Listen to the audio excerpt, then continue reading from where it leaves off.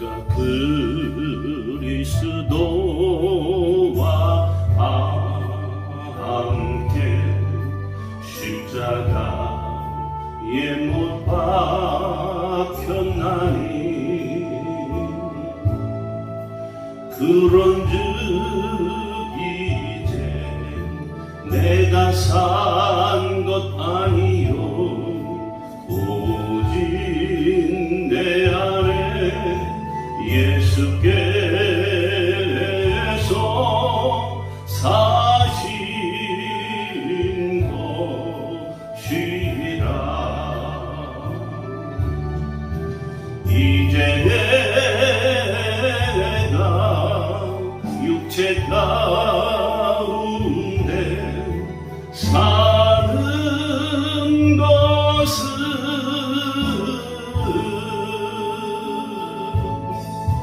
나를 사랑하사 자기 몸 버리신 예수 위에 산 것이라. 이제 내가 육체 가운데 사는 것은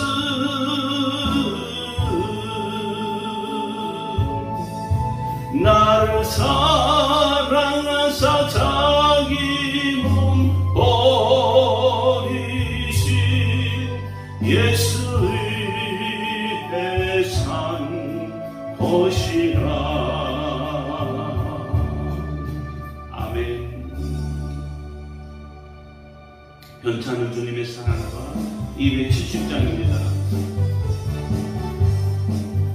괜찮은 주님의 사랑과 거룩한 보혈의 공로를 우리 다 찬양을 합시다. 주님을 만나볼 때까지 예수는 우리를 깨끗게 하시는 주시니 그의 피 우리를 눈보다 보이게 하셨네. 우리를 깨끗게 한 피는 무궁한 생명의 물일세. 생명을 구원한 친구들 하나님 찬양을 합시다. 예수는 우리를 깨끗게 하시는 주시니 그의 피 우리를 눈보다 보이게 하셨네. 주님의 깨끗한 보혈을 날마다 입으로 간증해 담대히 싸우며 나가세. 천국에 들어갈 때까지 예수는 우리를 깨끗게 하시는 주시니 그의 피 우리를 눈보다 보이게 하셨네. 십자가 튼튼히 붙잡고 날마다 이기며 나가세. 머리에 면류관 쓰고서 주 앞에 찬양할 때까지 예수는 우리를 깨끗게 하시는 주시니 그의 피 우리를 눈보다 보이게 하셨네. 십자가 튼튼히 붙잡고 날마다 이기며 나가세. 머리에 면류관 쓰고서 주 앞에 찬양할 때까지 예수는 우리를 깨끗게 하시는 주시니 그의 피 우리를 눈보다 보이게 하셨네. 하나님의 나팔 소리 180장입니다.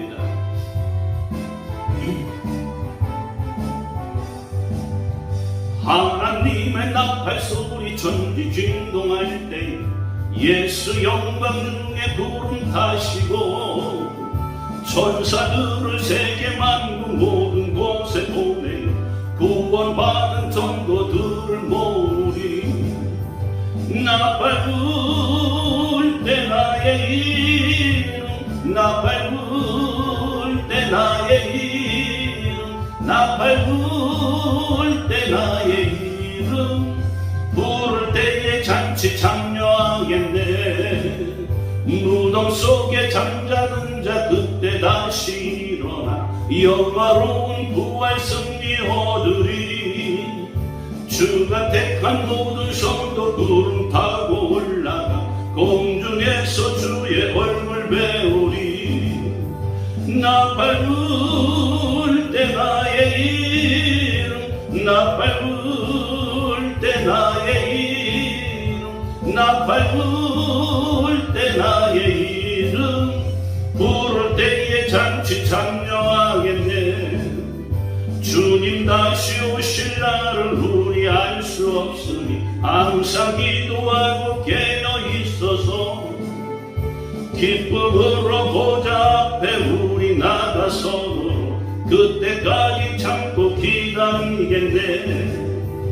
나 밟을 때 나의 이름, 나 밟을 때 나의 이름, 나 밟을 때 나의 이름, 부를 때에 잔치 참여하. 나 밟을 때, 나 밟을 때 나의 이름, 나 밟을 때 나의 이름, 나 밟을 때 나의 이름, 부를 때에 잔치 참여하겠네.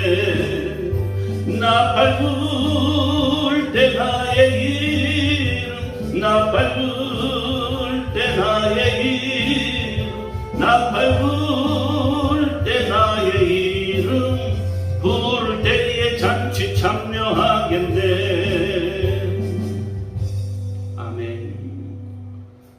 하나님 계신 저 천국은 눈물도 슬픔도 죽음도 괴로움도 없는 줄 믿습니다. 이곳을 소망하며 늘 이기는 저와 여러분 될 수 있기를 소망합니다. 거기는 슬픔도 없네. 저 하늘에는 눈물이 없네. 거기는 승리만 있네. 고통은 모두 다 사라져버리고 영광만 가득하겠네. 우리의 주님과 함께 있을 때는 영원한 기쁨 있겠네. 저 하늘에는 눈물이 없네. 거기는 기쁨만인데. 저 하늘에는 눈물이 없네. 거기는 찬송만인데. 세상의 욕심은 사라져버리고 영광만 가득하겠네. 우리의 주님과 함께 있을 때는 영원한 기쁨 있겠네. 저 하늘에는 눈물이 없네. 거기는 저 하늘에는 눈물이 없네. 거기는 사랑만 있네. 인간의 욕심은 사라져버리고 영광만 가득하겠네. 우리의 주님과 함께 있을 때는 영원한 기쁨 있겠네. 저 하늘에는 눈물이 없네. 거기는 즐거움 있네. 저 하늘에는 눈물이 없네. 거기는 사랑만 있네. 인간의 욕심은 사라져버리고 영광만 가득하겠네. 우리의 주님과 함께 있을 때는 영원한 기쁨 있겠네. 할렐루야. 마태복음 11장 7절에서 15절 말씀을 중심으로 가난한 자가 천국에서 큰 자다라는 제목으로 은혜의 말씀을 우리가 나누며 공부하기를 원합니다.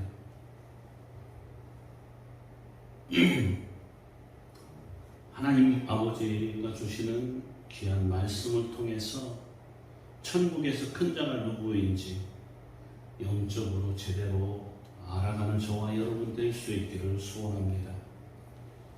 어느 목사님의 이야기입니다. 목사님이 섬기시는 교회에 문집사님이라는 분이 계셨다고 합니다.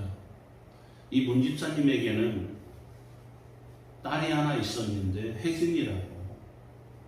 그런데 이 혜진이가 많이 아프다고 합니다. 똑똑하고 예쁜 아이였는데 이 혜진이라는 아이가 중학교에 들어가면서 심한 우울증과 강박증을 앓고 있습니다. 이 문집사님에게는 딸이 하나밖에 없기에, 이 혜진이라는 아이 하나밖에 딸로 없었기에 우상가도 갔었는데, 이 우상가도 갔었던 딸에게 심한 아픔이 오니까 두렵고 너무너무 힘들다고 목사님을 찾아왔다고 합니다. 목사님도 이 소식을 듣고 마음이 너무 아팠는데, 그래서 열심히 기도는 하고 있었지만 그 엄마의 마음이 헤아려지더라고 말씀하시는. 그러겠죠. 하나밖에 없는 딸이 심하게 아프다면 엄마의 마음이 오죽하겠습니까? 우리가 만나는 힘든 일들 가운데는 하나님의 뜻을 헤아리기가 어려운 일들이 참으로 많습니다. 그래서 마음이 두렵고 흔들린다고 천국에서는 작은 자가 되는 것일까요? 천국에서 큰 자는 어떤 사람일까요? 마태복음 11장 7절에서 11절까지 우리 같이 합독합니다. 신약 17면에 있는 마태복음 11장 7절에서 11절까지 우리 같이 은혜롭게 합독하겠습니다. 시작. 그들이 떠나매 예수께서 무리에게 요한에 대하여 말씀하시되 너희가 무엇을 보려고 광야에 나갔더냐? 바람에 흔들리는 갈대냐? 그러면 너희가 무엇을 보려고 나갔더냐? 부드러운 옷 입은 사람이냐? 부드러운 옷을 입은 사람들은 왕궁에 있느니라. 그러면 너희가 어찌하여 나갔더냐? 선지자를 보기 위함이더냐? 옳다. 내가 너희에게 이르노니 선지자보다 더 나은 자니라. 기록된 바 보라 내가 내 사자를 네 앞에 보내오니 그가 네 길을 네 앞에 준비하리라 하신 것이 이 사람에 대한 말씀이니라. 내가 진실로 너희에게 말하노니 여자가 낳은 자 중에 세례요한보다 큰 이가 일어남이 없도다. 그러나 천국에서는 극히 작은 자라도 그보다 크니라. 아멘. 세례요한이 감옥에 갇혀서 자기 제자들을 보내서 다른 그리스도를 기다릴까요? 라고 물어보았습니다. 이렇게 묻는 세례 요한의 질문에 예수님은 그렇다도 아니고 아니다도 말하지 않으십니다. 그렇다 아니다 말씀 아니하시고 이사야서 말씀으로만 대답하셨습니다. 마태복음 11장 5절에 있는 대로 말씀하셨습니다. 맹인이 보고 못 걷는 사람이 걸으며 나방한 자가 깨끗함을 받으며 못 듣는 자가 들으며 죽은 자가 살아나며 가난한 자의 복음이 전파된다 하는 이 구약의 이사야서의 말씀으로만 대답을 하셨어요. 이것이 이해가 될 리가 없겠죠. 그것이 이해가 안 되니까 저희가 떠났다고 그랬어요. 저희가 떠남으로 말씀이 이어집니다. 이해가 안 되는 그 제자들이 떠날 수밖에 없었겠죠. 요한도 그의 제자들도 예수님의 말씀이 해석이 안 되니까 다 떠나 버립니다. 저희가 떠나면 예수님이 우리에게 세례 요한을 칭찬하십니다. 저희가 떠나고 나서야 예수님이 다른 모여있는 무리들에게 세례 요한을 칭찬하십니다. 조금만 기다렸다면 칭찬을 듣고 이어지는 주옥 같은 설교도 들었을 텐데 중요한 것을 놓치고 이해 안 된다고 떠나버리고 말았습니다. 스스로 믿음이 좋다고 생각하는 사람, 요한처럼 의로운 사람일수록 끝까지 듣는 무리가 되기보다는 떠나는 저희가 되기 쉽습니다. 신념과 의로움 때문에 하나님의 뜻을 끝까지 묻지 못하고 아리송해하면서 떠나는 것입니다. 이 혜진이의 강박증으로 마음이 무너졌다는 문집사님은 평소에 완벽주의자였어요. 완벽주의의 자기 세계가 굉장히 강한 분이셨다고 합니다. 그 목사님 말씀을 들어보면 프랑스 유학을 다녀와서 남편도 유능한 남편을 만났다고 합니다. 그러니 하나밖에 없는 딸과 자식이니까 인류로 키우려고 얼마나 노력했겠습니까? 아이가 1등을 해와도 더 잘하기를 바랐습니다. 다른 아이라면 반항이라도 했을 텐데 이 혜진이는 반항도 하지 않고 꾹꾹 잘 참았다고 합니다. 그러다가 이제 좀 크니까 중학생이 되어지면서 강박증이 나타났다고 합니다. 머리에 가장 중요한 이 뇌의 균형을 잃은 치명적인 상태라는 진단을 받았습니다. 치료를 받고 기도하면서 금세 나오면 좋았을 텐데 이미 이 혜진이도 공부의 기준이 높아져서 시험을 못 보면 강박증과 우울증이 재발했습니다. 학교에 잘 다니다가도 시험 보는 날이 되면 도저히 학교에 갈 수 없을 정도로 증세가 심각해지곤 했습니다. 그러니 문 집사님에게는 너무나 힘든 시간이었습니다. 가장 편안하고 좋은 시간은 딸이 잠들어 있을 때가 가장 편했다고 합니다. 이대로 죽고 싶다는 생각도 여러 번 했다고 합니다. 교회도 싫고 성도들을 만나 교제하는 것은 더더욱 싫고 성도들 얼굴 보는 것이 싫어서 예배에도 나가기가 싫었다고 합니다. 목사님은 이런 일이 집사님에게만 있는 것이 아니라고 그 딸의 문제를 하나님 앞에 온전히 내려놓고 기도하고 또 목사님도 기도하겠다. 또 주위에 믿는 성도들에게 중보 기도를 부탁하라고 권면을 했다고 합니다.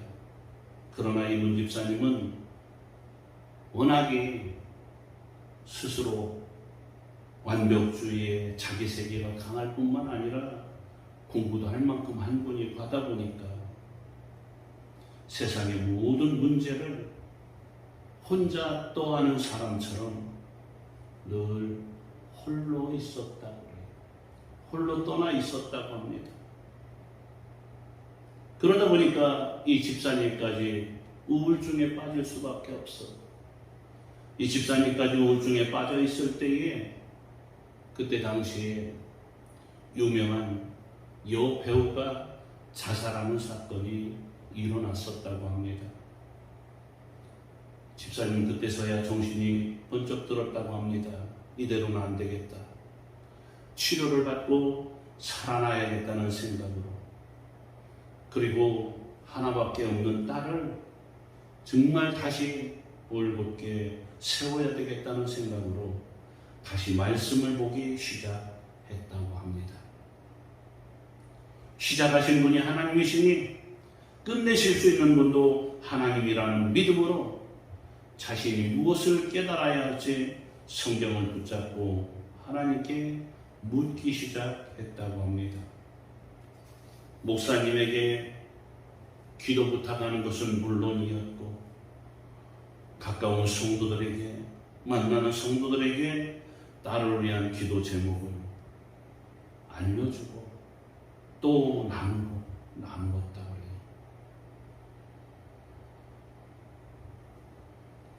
여러분, 말씀이 들리는 때는 각자에게 따로 있는 것 같습니다.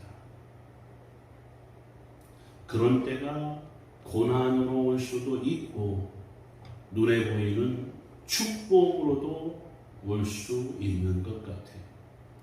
어떤 모습으로 오든지 하나님 앞에서 떠나지 아니하고 머물러 듣는 사람에게 칭찬이 있는 겁니다. 당장은 알 수 없어도 끝까지 하나님께 물으며 그 말씀을 듣고자 할 때 내가 처한 상황의 의미를 하나님께서 해석해 주시고 그 문제를 치료받고 해결받을 수 있도록 힘을 더해 주시고 도와주시고 역사해 주시는 줄 믿으시기 바랍니다. 사랑하는 성도들이여, 아파도 바빠도 우울해도 내 마음에 안 들어도 언제나 머물러 서서 말씀을 들으시기 바랍니다. 나를 알아주지 않는다고, 수준이 맞지 않는다고 예배를 소홀히 하고 성도들과의 관계를 무시하면, 그래서 나 홀로 떠나 있으면 마귀는 옳다구나라고 달려들고 우리의 힘으로 이길 수 없는 마귀의 짓눌림으로 인하여서 우리는 갖가지 고난과 고통과 두려움과 걱정에 매달리게 되어지는 것입니다.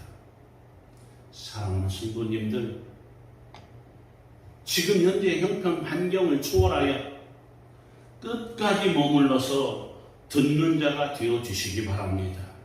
그래서 하나님께 칭찬받으시는 여러분들 되시기 바랍니다. 결국은 말씀으로 양육받으셔서 주님의 기대를 이뤄가는 하나님의 자녀들, 주님의 제자들로 사실 수 있기를 축복합니다. 마태복음 11장 7절 8절을 우리 같이 봅니다. 마태복음 11장 7절 8절 우리 같이 다시 한번 볼까요? 시작.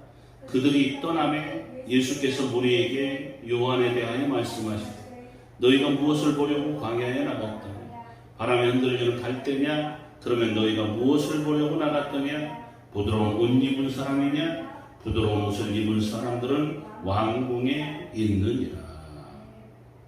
요한의 제자들이 떠나고 주님은 무리들을 양육하십니다.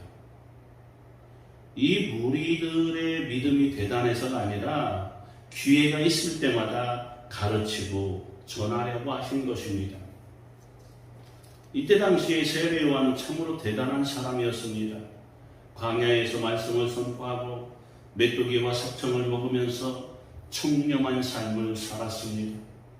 백성들은 이 사람이 엘리야인가 메시아인가 하면서 그를 존경하고 많이 따랐습니다. 그런 사람이 감옥에 갇혀서 다른 그리스도를 찾고 있으니 백성들도 헷갈리기 시작합니다.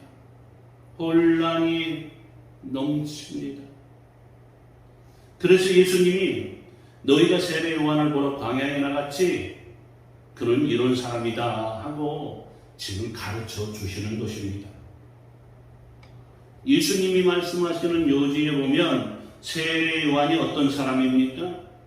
첫째로 바람에 흔들리는 갈대가 아니라고 하십니다. 의식주도 청렴하고 조롱과 멸시를 당해도 절대 굴하지 않았습니다. 이랬다 저랬다 흔들리는 법이 없습니다. 이때 당시에 최고의 지도자고 최고의 힘이 있었던 헤롯의 불륜을 지적했다가 순교한 사람입니다. 둘째로 세례 요한은 부드러운 옷을 입은 사람이 아니라고 하십니다. 요한은 광야에서 모든 것을 절제하며 약대 털옷을 입고 살았습니다. 실크 명품을 좋아하는 사람이 아니었다라는 것입니다. 예수님이 요한을 칭찬하신다고 이 말씀을 남의 이야기로 들어서는 안 됩니다. 예수님은 지금 요한에 대해 말씀하시면서 갈대처럼 흔들리는 우리들의 연약함과 부드러운 것을 좋아하는 우리의 욕심을 지적하고 계시는 줄 믿습니다. 광야의 세례 요한에게 말씀을 들어가면서도 부드러운 것을 기대한 것처럼 우리도 교회에 가면서 왕궁에나 있을 대단한 사람, 부드러운 명품 옷을 입은 사람들을 보려고 하지 않습니까? 그런 것들을 기대하지 않습니까? 그래서 교회가 사교 클럽으로 전락되어가는 것도 있다고 그래요. 기복신앙으로 병들어가고 있습니다. 왕궁에서 찾을 것을 교회에서 찾으려고 하니까 문제가 심각해지는 것 아니겠습니까?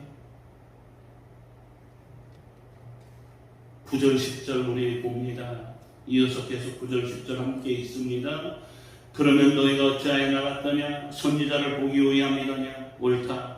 내가 너희에게 보노니 선지자보다 더 나은 자니라. 기록된 바 보라, 내가 내 사자를 네 앞에 보내노니 그가 네 길을 네 앞에 전개하리라 하신 것이 이 사람에 대한 말씀이니라. 세례 요한이 어떤 사람이라고요? 첫 번째로 바람에 흔들리는 갈대가 아니고, 두 번째로 좋은 옷 입는 그것을 기뻐하는 사람이 아니라고 그랬어요. 세 번째로는 요한은 선지자보다 나은 자라고 그랬어요. 누가? 예수님이요. 선지자보다 나은 자입니다. 선지자는 말씀을 전하는 사람입니다. 존경받는 사람이고 하나님의 음성을 세상에 들려줄 수 있는 사람입니다. 구약의 말라기 이후에 400년 동안 이스라엘에는 하나님의 음성을 들려줄 선지자가 없었습니다. 그런데 세례 요한은 회개하라, 독사의 자식들아 하고 외쳤습니다. 다시 말하면 불같은 하나님의 메시지가 세례 요한 그에게 있었다라는 것입니다. 예수님의 오심을 예비하면서 회개의 메시지를 외치는 것이 선지자의 역할이지 않겠습니까? 예수님을 믿으면 무조건 좋아요, 잘돼요, 좋을 거예요, 잘될 거예요 하는 것이 아니라 회개하라고 외쳐야 할 때가 있는 것입니다. 물론 예수님을 믿으면 기쁘고 좋은 것이 당연합니다. 그런데 그 좋은 것은 내 죄를 회개하고 내 죄의 사함을 받았기 때문에 좋은 것 아니겠습니까? 그것이 구원의 진리입니다. 내 죄 사함 받지 아니하고 내 죄를 회개하지 아니하고 죄 가운데 살면서 좋은 일이 있어봐야 오래가지 않습니다. 그 좋은 일이 오히려 더 큰 무덤을 만듭니다. 더 큰 괴로움을 만듭니다. 회개하고 사함을 받아야 좋은 게 좋은 거고 안 좋은 것도 좋은 것으로 변화될 것을 기대하는 믿음으로 이겨내는 복된 삶을 살아갈 수가 있는 거예요. 이것이 구원의 진리입니다. 죄의 이야기는 하지 않으면서 성경 구절을 잘 외운다고 선지자가 아닙니다. 그저 좋은 말로 사탕 발림만 한다고 해서 선지자가 될 수 없다라는 겁니다. 현대를 사는 우리는 옛날 사람들이 상상도 못할 문명의 혜택을 누리고 있는 건 맞지 않습니까? 예전에는 지구가 둥글다는 것을 아무도 상상하지 못했는데 지금은 어린아이도 다 압니다. 잘나서 아는 것이 아니라 현대에 태어났기 때문에 아는 거예요. 요한이 다른 선지자들보다 나은 것은 모든 선지자가 예언한 예수님을 직접 만났기 때문입니다. 세례받으러 나오신 예수님을 알아보고 세상 죄를 지고 가는 하나님의 어린 양이라고 요한복음 1장 29절에 정확하게 외쳤습니다. 그러나 요한은 시기적으로 예수님이 오시기 직전에 활동한 선지자입니다. 다른 선지자들보다 우월한 것은 아닙니다. 많은 분들이 교회에 와서 말씀을 듣고 주님을 영접합니다. 그것은 그 교회가 특별한 교회라서 또 누구 때문에가 아닙니다. 그동안 그 교회에 여러 사람의 기도가 쌓여 마지막으로 열매만 거둔 것입니다.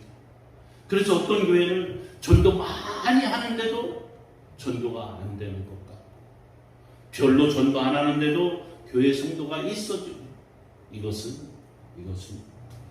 그러한 교회는 특별한 교회고 어떤 교회는 잘못된 교회라 그런 것이 아니라 기도하고 그 기도가 쌓여서 열매를 얻어먹는 것 뿐이지, 과정 속에 쌓여져가는 기도와 하나님 말씀의 순종은 반드시 하나님이 기억하시고 놀라운 상급으로 반드시 주실 줄 믿으시기 바랍니다.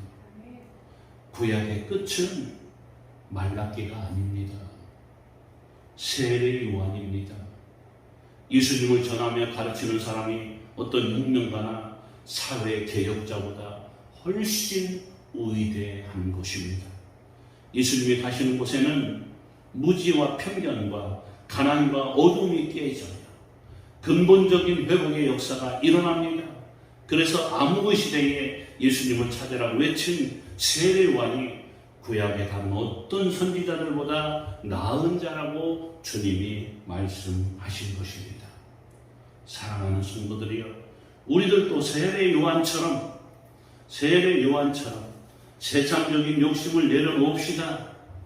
세상적인 상식이나 세상적인 경험이나 환경에 매달리지 맙시다. 바람에 흔들리는 갈대가 되지 말자는 겁니다. 또한 좋은 옷만, 좋은 집만, 좋은 환경만, 좋은 형편만 바라는 우리는 되지 맙시다.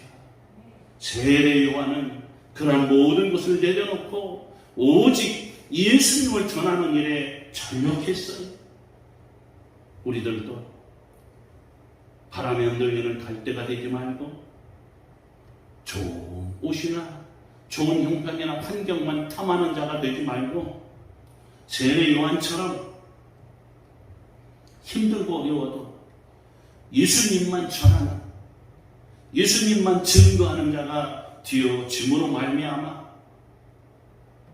예수님이 정말 내가 아는 누구누구는 하늘나라에서 큰 자야, 하늘나라에서 멋지게 이름이 기록되어지고 있어, 이러한 축복의 주인들이 될 수 있길 원합니다. 이러한 정말 하나님의 사랑을 받는 인생들이 되어주길 원합니다. 이러한 예수님의 놀라운 기적의 주인공이 되어주시기를 축원합니다. 어느 곳에 있던 세례 요한처럼 예수님을 정확히 알고 예수님을 따르며 예수님을 전하는 자가 되어짐으로 말미암아서 하나님께서 인정하시는, 그래서 늘 함께해 주시고 지켜주시고 축복해 주시고 역사해 주시는 축복의 주인공들이 되어주시기를, 하나님의 축복의 자녀들이 되어주시기를 예수님의 이름으로 축원합니다. 사랑이 많으신 아버지 하나님 감사합니다. 세례 요한을 통하여 귀한 말씀을 깨닫게 하시니 감사드립니다. 세상 아버지 욕심 내려놓게 하여 주시옵소서. 또한 세상 형편 환경 따라 마음이 흔들리고 변하는 갈대처럼 되지 말게 하여 주시옵소서. 하나님을 향한 믿음이 굳건하게 하여 주시옵소서. 예수님을 향한 믿음이 굳건하게 하여 주시옵소서. 예수님의 복음을 위하여 아버지 좋은 것 다 마다하고 오직 예수님으로만 만족해 하는 삶을 살아가는 우리 모두 될 수 있도록 인도해 주시옵소서. 축복해 주시옵소서. 세례 요한과 같은 아버지 하나님 그런 믿음의 사람, 아버지 하나님이 인정하시는 축복의 주인공 되게 해 주시옵소서. 오늘도 오직 우리의 삶 속에 예수님 한 분밖에 모른다고, 예수님 한 분만 가슴에 품고 예수님 한 분만 알고 예수님 한 분만 전하고 예수님 한 분만 따르는, 예수님 한 분만 아버지 나의 전부 삼고 살아가는 우리들이 되어져서 하나님도 우리에게 모든 것을 마음껏 믿고 쏟아부어 주시고 역사하실 수 있는 그런 아름다운 주인공들 되게 해 주시옵소서. 천국의 주인공, 축복의 주인공 되게 해 주시옵소서. 예수님의 이름으로 간절히 축복하며 기도드리옵나이다. 아멘. 우리 말씀을 생각하시면서 정말 이런 삶을 살기를 기대하고 고백하며 살아갈 수 있기를 시원합니다.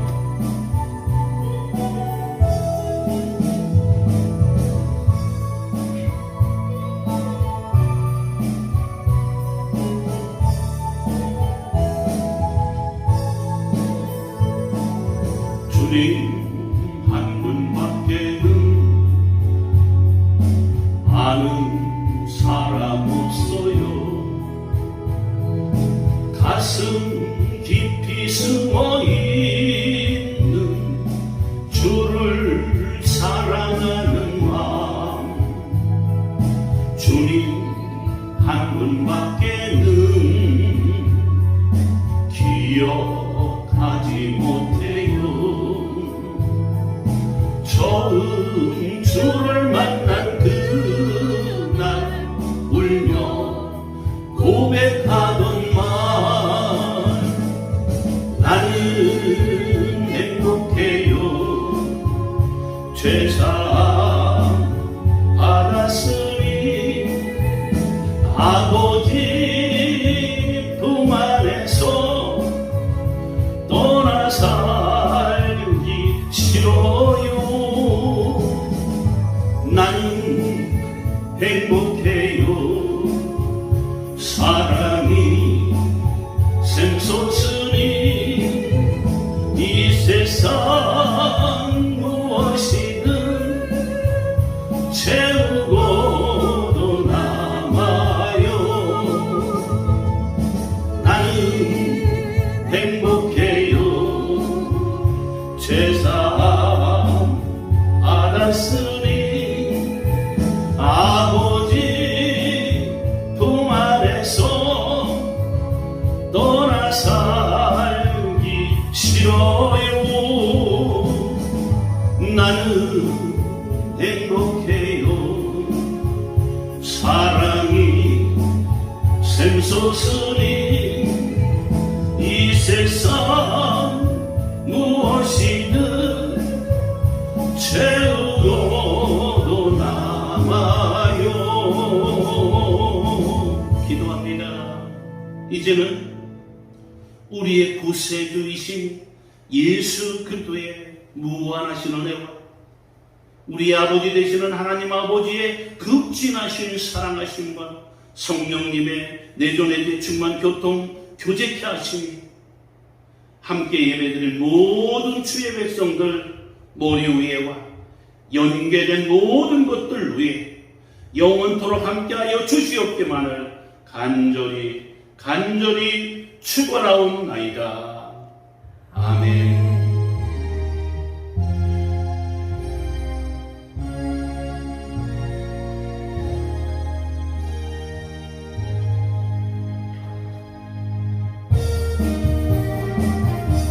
할렐루야. 하나님의 영광의 박수 올려드립니다. 옆 사람을 잡수다 더 좋은 일이 일어납니다. 더 좋은 일이 일어납니다.